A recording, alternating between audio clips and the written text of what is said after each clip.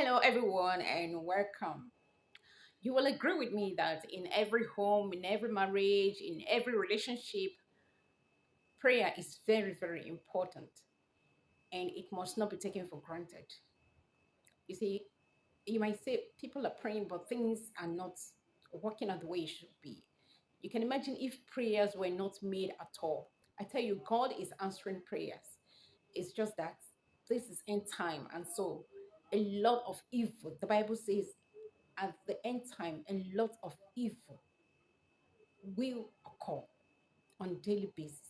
So don't be surprised that evil keep occurring. But with the prayers we're making, this evil will be subdued, especially in our homes, in our marriages. So it's very important for every woman to pray for the husband, and every husband pray for the wife. There are so many things you need to pray about. Abigail in the Bible was a woman who prayed for the husband. It doesn't really matter whether your husband is a believer or unbeliever. If he's an unbeliever, that's why you need to even pray more. If he's a believer, still support him in the prayers. We were told in the scriptures how Nabal, the husband of Abigail, was so rude and full of hatred. His attitude almost cost him his life. But Abigail, being the wife, did not say, "Oh, let him even die, let me have rest." She, as the woman, knew her position. She stood in the gap for the husband and also pleaded that the husband receive mercy by the king who almost wanted to take his life.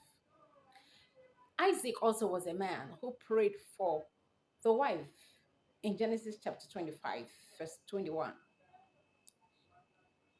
So we can't do without prayers. So prayer is very important in our relationships. Prayer also helps to bond both the husband and the wife. If you're a woman and you pray for your husband all the time, it will bond you both spiritually. And you're a man, you do the same applies to you. It will bond you both together. You're in separate locations praying for each other, it will still work. Okay, so there are so many things we need to pray for. Number one, you pray for God's protection for your spouse. Pray for God's protection for your spouse. Pray for that marriage to succeed as far as that relationship is concerned.